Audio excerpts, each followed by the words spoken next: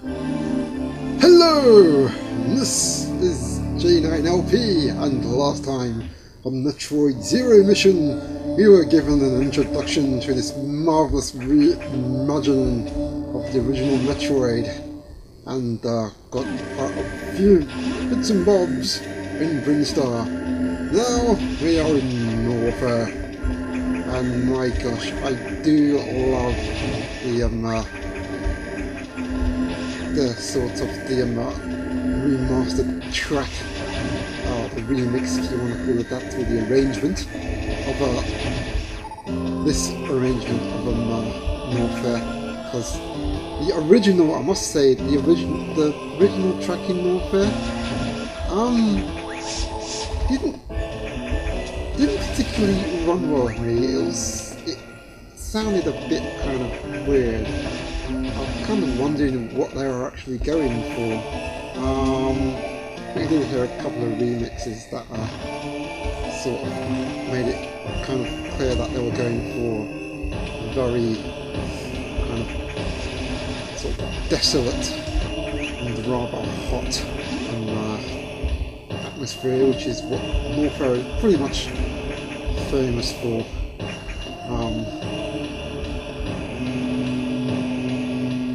Here we go into Crateria, which was introduced in Super Metroid. So this is what this game is really. It's kind of a celebration of Metroids up until when it was released. Well, not when this was released, it was released in 2004. So it kind of has the best of Super Metroid, Metroid Prime, and Metroid Fusion, of course, since it's using the same engine. Which also brings in something a little bit unique to this game, I'd imagine, which is unknown items. Yeah. These are items which is incompatible with current suit. Which also will be able to allow you to be able to shoot these sort of blocks which have the same emblem on them, and well, as you probably know, are actual sort of power-ups from later Metroid games. Once again, a lot of homages in this one, which is kind of why I chose it, to be honest, because it really is a celebration of Metroid, and that's what we're doing. We're celebrating the game. Which, in all complete honesty, I didn't grow up with that very well, because like I said, like I hinted in the last video, the NES wasn't really that successful in the UK, at least, or in pretty much most of Europe. So now we have. What's a bit loud in it? Wow, very loud indeed. Okay, let's get out of here. So now we can grab on shout range and whoa! What is going on here? We're growing higher and higher. Yes, that is one Malaberg. No, I'm not going to say it. Anyways. So yeah, it wasn't very successful over on here, unfortunately. But Metroid was one of the launch games that we got over here, and when I played it before, I mean, I never actually owned over here? There we go. I never actually owned games console at that time, so I went over to my mate's house, or I visited the shops and played it there. Okay, so now we got the back, and death. Let's head back into Norfair. And most of the fun I ever actually got to was grabbing the Morphle.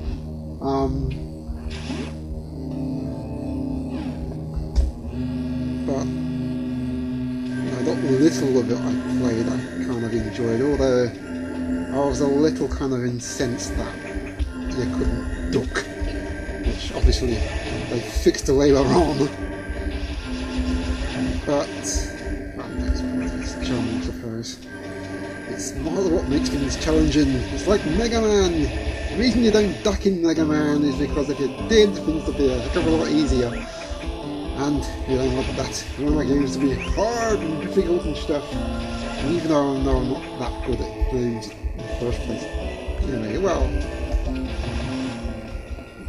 I just really enjoy playing video games. You don't have to go at playing video games and enjoy them now. It used to be. So horrible. I'll say no more about that. Suffice to say, I do enjoy Metroid very much, even the original. And especially this game. To me,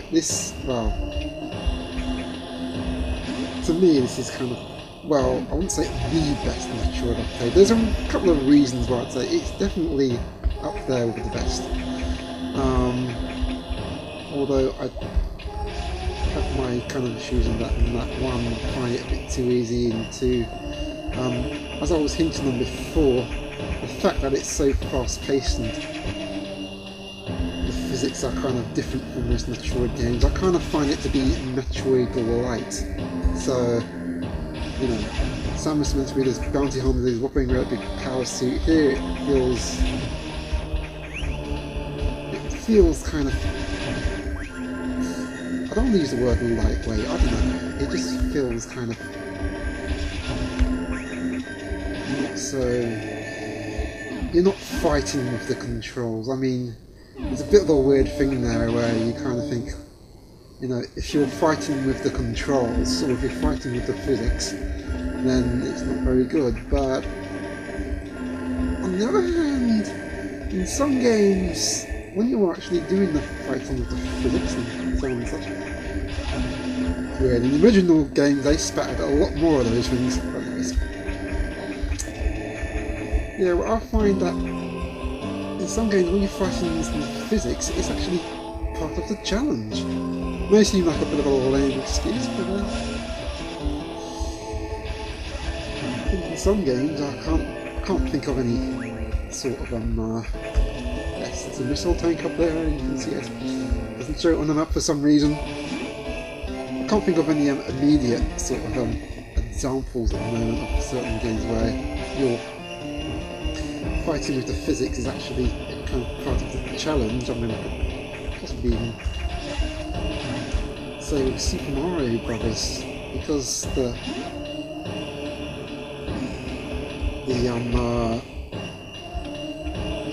jumps and so on and stuff don't feel so floaty and stuff like that. You know, when you're doing them running and so on, that is actually part of the challenge. Oh god, I'm failing miserably here. I used to be able to get past this part of no trouble at all. Okay. All you need to do is drop off. Anyway, so now we get the infamous Ice Beam!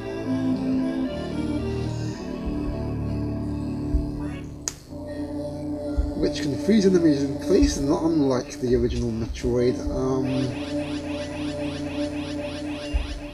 It actually does a fair bit of damage. I think in the original Metroid you hit once to ice them and then hit again to de-ice them. Here you just ice them. You can't do much more. Can't do much more of them after that. Honestly, that kind of amazes me, the size of the bloody thing. You know, it's like, not bigger. Oh, right, fine. Be that way. We'll just have to take the slow way up. Okay.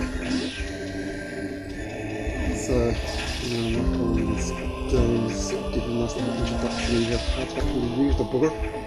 Don't really have to freeze that one, but I'll do that, get this Chozo statue out of the way.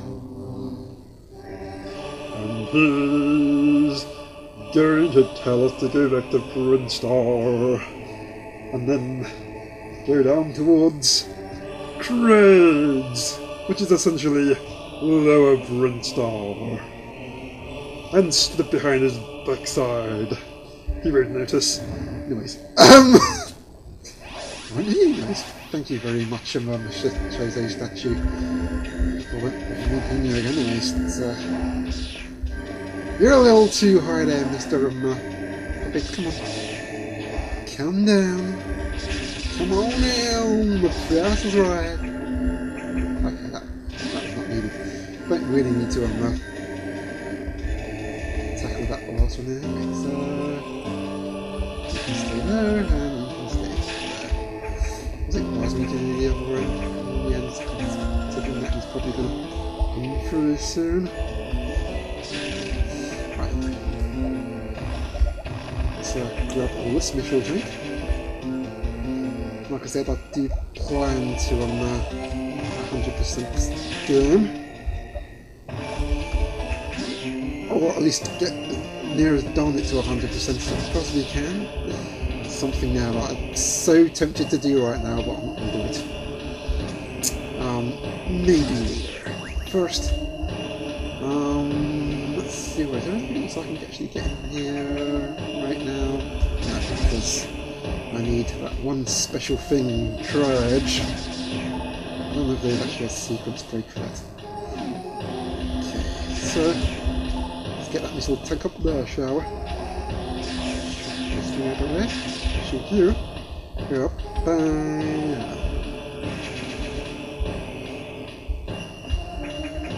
And actually, thinking about it, now I have the ice beam and the power grip, which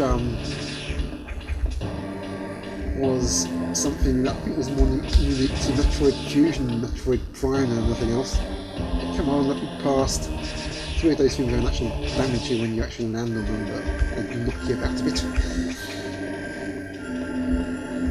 Yep, I had to get to Brinstar and get me more power-ups before I'm ending this thing.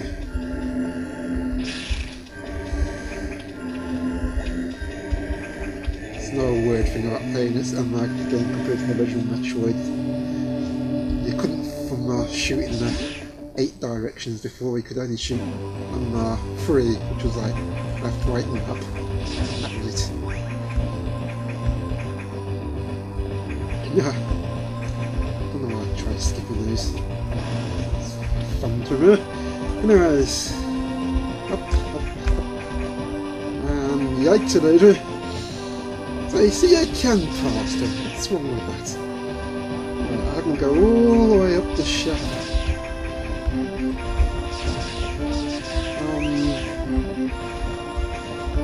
Which kind of highlights another thing about this merge to the game, is the graphics. It's very, very cartoony. You know, it's not even like Metroid Fusion or complete total honesty. It's all very kind of well, I mean, from what I can remember, when this game was first released. Ouch. Oh, seriously. Yeah, when this game was first released, there was actually a supplemental manga that came with it, which showed the story of Samus. Here. I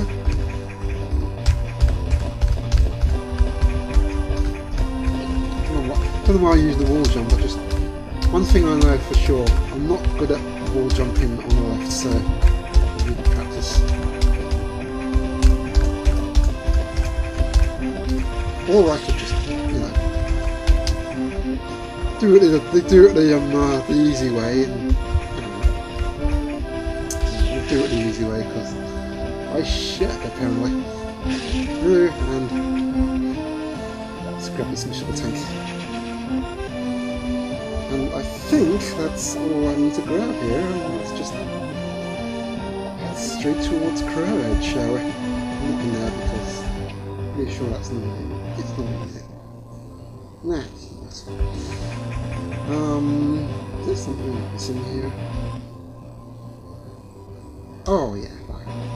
Collect any time later. So I'm just doing it a quick way. Wish I could remember what I was talking about now. I'm sure it doesn't matter. Let's just head towards Crateria anyway. I know how. By Norfair! Yay! Let's travel by Mari. Traveling Mari style. I never really knew it was called Mari until I watched that one on Let's Play by a certain enthusiast. But say no more about that. Let's go down to Crud, otherwise known as Lower Brinstar. Okay, I think I'll save here. Actually, no, I'm not. I'm going to go here first. Into this place here. And get this hidden missile tank.